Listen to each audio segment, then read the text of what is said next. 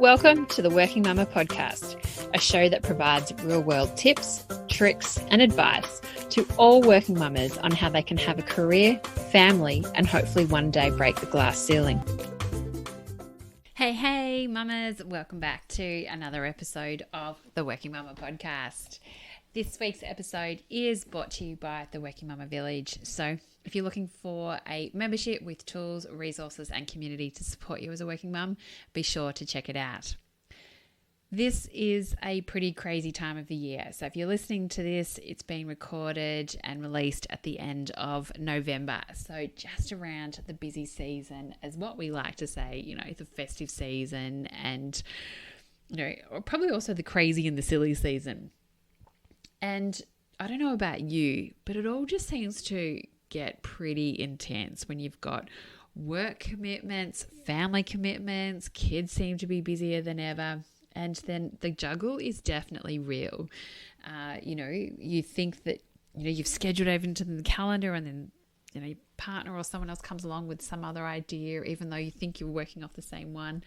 And it takes a lot of coordination. Communication definitely is there, particularly around who's buying what present.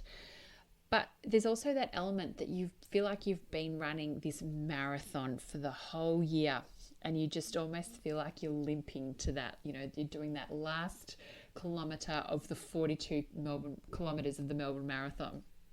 And it can be really exhausting. You're just like, I'm exhausted. I just want to get to the end. And how many people have you heard that have used that phrase? I just want to make it to the end of the year.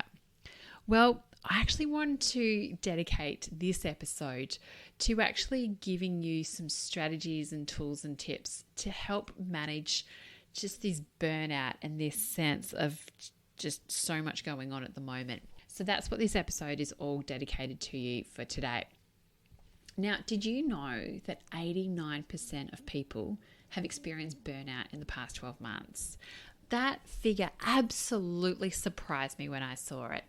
The last couple of years, I live in Melbourne, have been really emotionally taxing, but definitely this year, there's certainly been a lot going on now that we've come back into seeing people again and that. It's definitely changed it. But also I think work, pressures have also stepped up a bit. And so definitely people are experiencing that burnout. And burnout isn't just for one particular group. It isn't just for, say, working mums. It isn't for corporate people. It isn't for a job family. For example, it might be, say, medicine or lawyers or marketing or anything else like that. But it is a systemic, cultural, societal problem, and it's a worldwide problem. It's not just in America or Australia. It's worldwide. Not only for one group, for everyone. And definitely pre-pandemic it was around, but certainly not to the same levels as what it is today. You hear burnout mentioned a lot more. And definitely people looking after their mental health is so important. And that's also why I wanted to give you a bit more insight today about some of those symptoms, and so you can develop your own personal strategies on how to manage it. And if you've already got them, I'd be really interested to hear from you about how you actually manage it. And so we can also then create a bit of a repository for people so they can go, oh, that sounds like a great idea. So definitely send me a DM, send me an email at karina@workingmama.com.au, and I'd love to hear what your strategies are. Because you know what, with burnout, people manage things differently. They will respond differently. The whole fight or flight thing, that's what our bodies often, when we're experiencing severe fatigue and burnout, that's what our body will go into. They'll either fight it or you'll just flight it and just want to just shut down. And certainly, as I said before, the end of the year is busy at work. We're always trying to get everything finished so we can start the year fresh, we can close everything out. But then also we then have this big rush of activities and remembering even who have you got in the family KK. I have to say this year I'm actually pretty happy because I've got the same person in both my immediate family KK and then also then in the extended family on my husband's side. So buying for this one person is certainly going to make things a lot easier. But, what is burnout? We hear this term, thrown around all the time. And also I just want to start by actually defining what it is. And so burnout is a syndrome conceptualized as a result from chronic workplace stress that has not been successfully managed. And it's characterized by 3 different dimensions. The first one is the feelings of energy depletion or exhaustion. And I'm sure many people can relate to this. The second one is about the dimension is on increased mental distance from one's job, or feeling negativism or cynicism related to one's job. So you feel like, I'm exhausted, I hate my job. This is all starting to sound pretty familiar at times as well. And then the third part is about reduced professional efficacy. And when you start to put these 3 in together, they're like, oh my goodness, there is a light bulb that can go off when you're like, yep, I'm feeling like I've got low energy, your motivation's there, you're really distant, and you just, your professional efficacy is just completely down. And there's 3 different key elements to burnout as well. And that's the emotional burnout, the mental burnout, and then the physical element and the physical burnout as well. And when you start to mix all of these into the bit of the hot pot, you can understand why and really see why burnout is such a big topic that so many people are experiencing today. And it doesn't, as I said at the start, it doesn't have to be one-dimensional for anyone. Like, it's going to be, there's different layers to it, probably different extremes of it, but we're all probably going to experience burnout in some shape or form, not just at the end of the year, throughout it. I know that I came off the back of a really intense period of work. I actually did a podcast on it a couple of months ago, and I was exhausted. I pretty much had 1 week of work that I was here. But I know my productivity was low. I did question myself quite a lot. I was burnt out, and I needed a bit of a not complete go slow, but it not operating at 150%, may have been operating at maybe 90% that week. I was just exhausted. And so at least I was able to take some time, replenish, even just from a work perspective, and go, look, I took my foot off the accelerator a bit, and it was really good. So I could recharge a bit. Because I was feeling that mental distance. I was exhausted, and definitely my efficacy was certainly reduced as well. But there's just some things that are really important to just keep an eye out for as well. So if you are feeling, as I keep saying, you're feeling exhausted, just feel like, as I said at the start, limping towards the finishing line. You're just, even if you're like emotional, you're feeling really short and snappy. Even at those people, generally we do that to those that are around us, to those closest. You may usually exercise a lot. If you find that you're not exercising around at the moment, start to recognize what some of these signs are. And as I said, it doesn't have to be at the end of the year. It can also be at different points throughout. So what I want to go through now, here are some really just some tips, particularly as we're getting through to the end of the year, to help you not just limp to the finish line, but get to the finish line and hopefully enjoy Christmas Day, and then also take rest and recharge during, hopefully, fingers crossed, you can actually have a bit of a break, to recharge those batteries. So the first one is about writing everything down. Get all those worries and stresses that you currently have, get them out of your head and onto paper. Ideally, don't type them. Generally, writing, there is actually a chemical thing about when you're actually writing something down, physically writing it down, it actually does release from your mind and your thoughts onto the paper. And you're actually then essentially saying, right, I've now got more space to take up with more information. But getting it out there, writing it, there is proven theory to also help, alleviate that, that matter up there. So then also, once you're writing it down, get everything out there, everything that's on your mind, anything that's worrying you. You may actually find that you say maybe journal, and that could actually really help you. Get everything that's down that's in your to-do list and that's worrying you. There actually might be some themes about it. I know someone went through my head at the moment. I'd be like, okay, what have I got to get the kids for Christmas? Hubby, Kris Kringle, what are we doing, where and when? That's my to-do list at the moment. But also, you know what? Once you've got it all down, you've got it into themes, don't think you need to do it all. You actually probably need to share the mental load. Lighten the load. see what you can offload, what you can delegate, get someone else to actually get some help with. This week I am, a little bit worried about doing all the Christmas shopping. So I've got my mother-in-law this week looking after my boys on Thursday night, so I can actually hit up the Good Friday sales. I actually secretly do enjoy them. I'm going to the Good Friday sales with a list about who I'm buying for and an idea of a present. But I know that once I get home from that, I will be feeling hopefully a little bit better about, yes, I've actually made a start on the Christmas shopping. But I knew that I couldn't do it with 2 young kids in tow. I think I'd be more stressed and Christmas would be over. And so, that's what I'm doing. I've worked out what I need to do to manage my stress and how I can do it, or try and do as much as I can in one day. Otherwise, online shopping and Amazon, here I come. But I've also asked for help through my mother-in-law and said, can you look after the boys? Look, as a result, hubby and I are actually going out for dinner. So very excited about our first date night in probably over 12 months, just the 2 of us. That's beside the point. But you know what? Come also with those, or your to-do list, brainstorm strategies to help overcome and achieve that action plan. As I said, my strategy for getting my Christmas shopping done this year is getting my kids looked after so I can hit up the Black Friday sales. Number 2, it's about creating boundaries. And you know what? It's okay to say no. And it's really powerful to say no to others. Look at that time that, work out what's best for you and your family.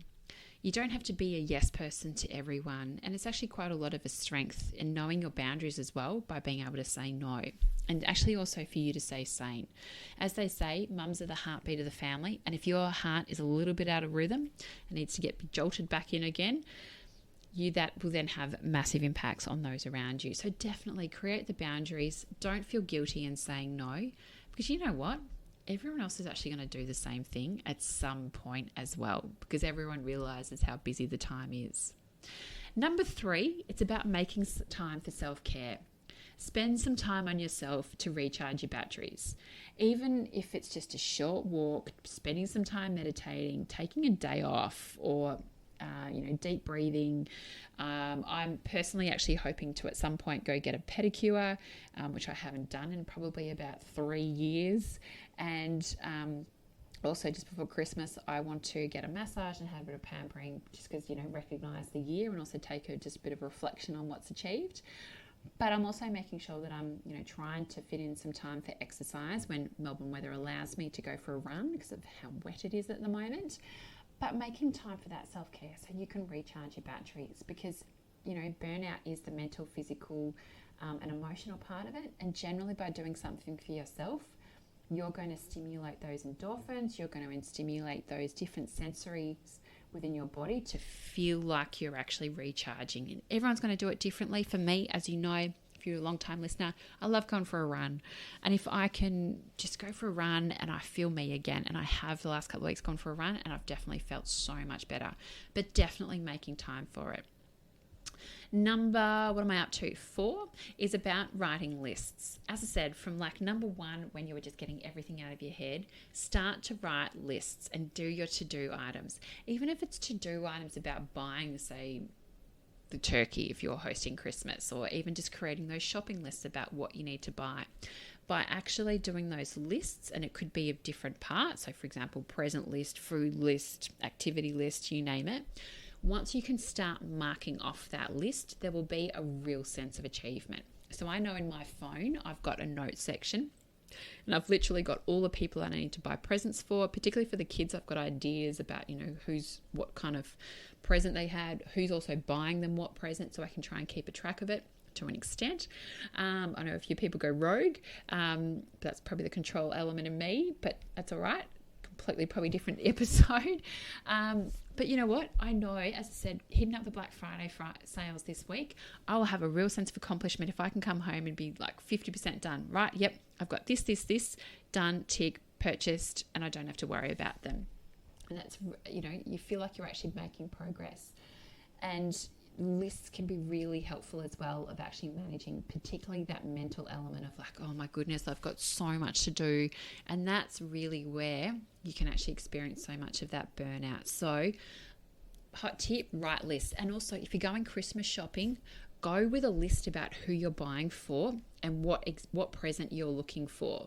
So particularly with so many sales and so much marketing coming at you at the moment, it's not, it's been designed around that way deliberately to try and put you off guard and spend more money than you want. So if you know who you've got, how much, what your budget is, just go buy that present. Okay, then you can mark that person off the list. So definitely pre-planning your present buying will actually help you in the long run and probably also save you a lot of time. So all that extra time, you can actually go get your pedicure, go get a little coffee, and enjoy that time. So think about that time spent planning. You'll actually then be able to make up. And if you've got a babysitter like I do, you'll be able to put that time back into some self-care for you.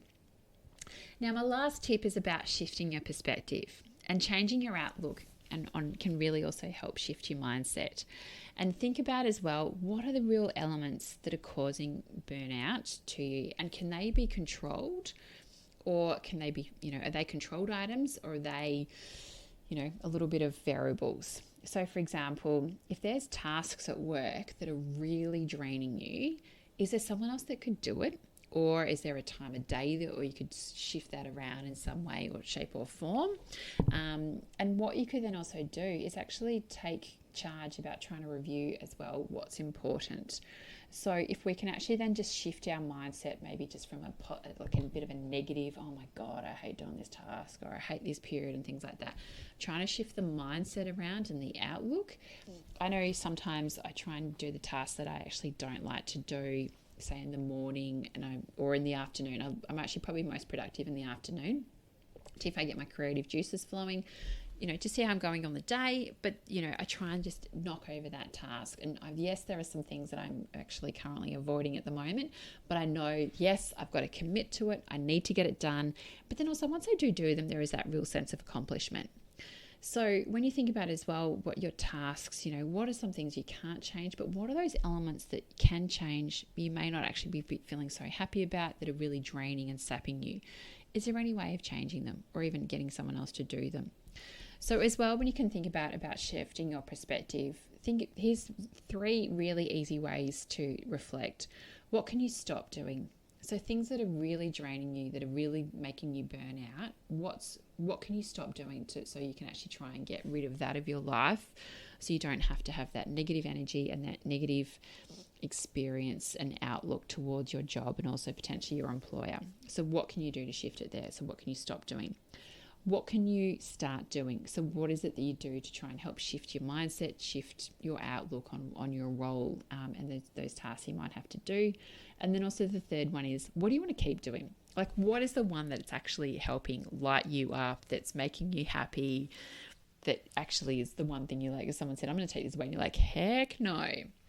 So just think about that as well. So what I'd also like to do, if you're feeling a little bit burnt out, our body during these periods can actually go into a bit of, naturally it's in stress and real anxiety and, a bit of panic attacks at times, I'm sure as well. So our body can actually not completely reset, but in a little way reset, just by doing some simple, relatively simple breathing exercises. So all you need to do is actually breathe in for 4 seconds. So 2, 3, 4. Hold for 2 seconds. 1, 2.